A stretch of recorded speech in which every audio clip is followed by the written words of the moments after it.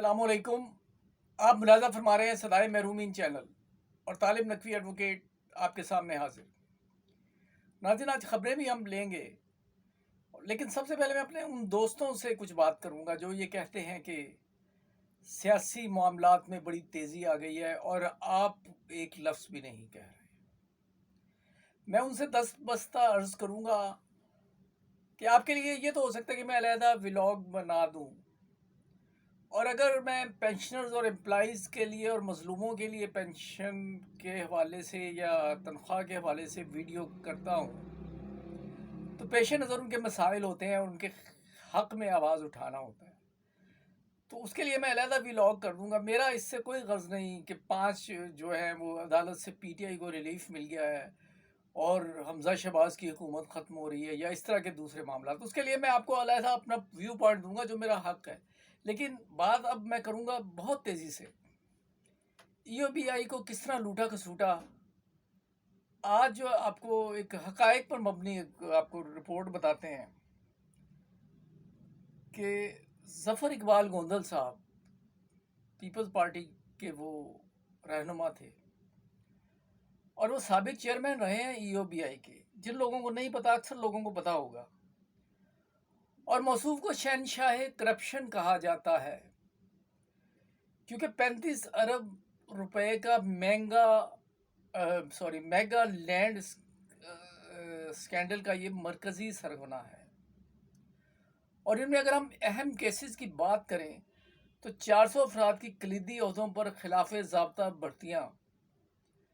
17 مارچ 2014 کو supreme court of Pakistan نے ان میں سے 398 افسران اور ملازمین کو برطرف کر دیا تھا، اور بہرحال دوسرا یہ کہ پینشن فنڈ کی سرمایہ کاری کے نام پر 35 ارب روپے مالیت کا میگا لینڈ سکینڈل، جس میں کراچی، سکھر، لاہور، اسلام آباد اور چکوال میں انتہائی کم قیمت کی 18 اراضی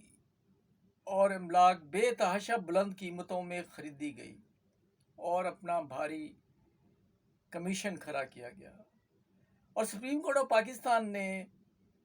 اس سکینڈل پر از خود نوٹس جو ہے وہ اس کا جو 35/2013 جو تاحال سپریم کورٹ میں زیر سماعت ہے،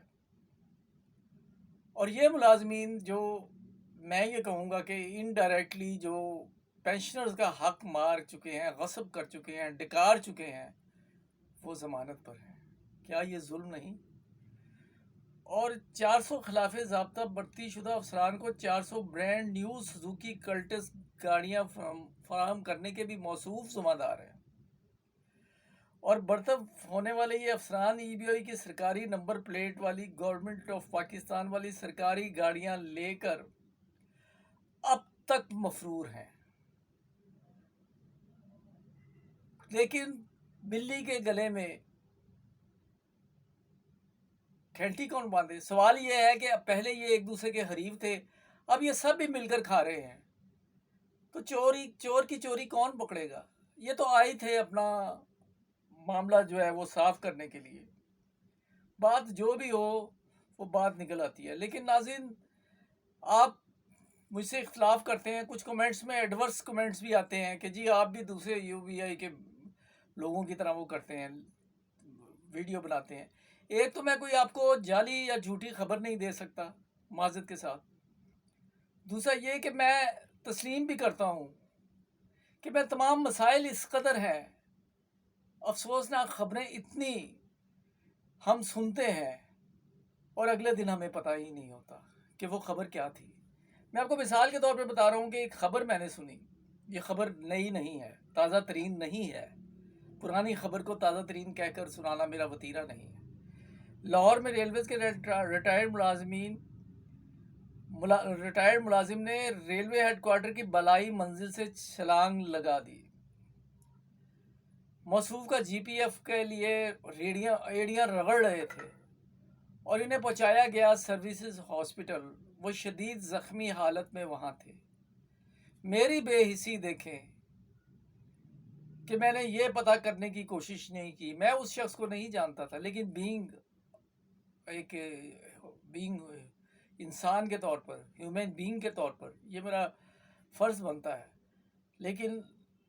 کیا کریں، فکر معاش جو ہے وہ ہمیں اجازت نہیں دیتی۔ ایسی بہت ساری سٹوریز آتی ہیں ناظرین، اور میں جو زندہ جو کردار، چلتے پھرتے کردار ہیں، میں بعض اوقات آپ کے سامنے وہ پیش بھی کر دیتا ہوں، کیونکہ کہیں نہ کہیں سے ہو گئی یہ سرکاری احکام کچھ کو ہماری یہ ویڈیوز پہنچتی ہیں، یہ بات تو طے شدہ ہے۔ تو میں یہ کہتا ہوں کہ شاید اتر جائے تیرے دل میں میری بات۔ بس آج ایک یہ جذباتی سی ویڈیو میں نے بنائی ہے اپنے ناظرین کے لیے، اور میں یہ کہہ رہا ہوں کہ پروگریس جو ہے EOBI کے حوالے سے وہ کچھ کلیئر نہیں ہے، لیکن امید ضرور ہے، کیونکہ اگر یہ مزدوروں کا حق ماریں گے، ان مزدوروں کا جنہوں نے اپنی زندگیاں گزاری ہیں یہاں، تو پھر یہ حکومت نہیں کر سکیں گے۔ ہمیں امید کی جانی چاہیے، اور ہمیں بتایا بھی گیا ہے کہ اس پہ کام جاری ہے، لیکن وہ بیل کب بڑھنے چلے گی؟ اور ایک اور بات میں جو آپ سے یہ کہہ دوں کہ ایپوا کی ایفرٹس بجا طور پر ریکگنائز کیا جانا ضروری ہے، لیکن میں یہ بھی کہوں گا کہ ایک اشرف صاحب ہیں، ان کی لیٹیگیشن کے حوالے سے ان کی بڑی خدمات ہیں، اور کچھ اور لوگ بھی ہیں، ان سب کو باہم مربوط ہو کر ایک پلیٹ فارم پر جمع ہو کر جدوجہد کرنی چاہیے۔ ناظرین، آج کے لیے اتنا ہی۔ اگر سبسکرائب نہیں کیا، سبسکرائب کر کے بیل آئیکن کو کلک کر کے آل کا آپشن لیں۔ ویڈیو پسند آئی ہے شیئر کیجئے، لائک کیجئے، اور میری بات گراں گزری ہے کمنٹس میں مجھے بتائیے تاکہ میں معذرت کروں۔ اللہ حافظ۔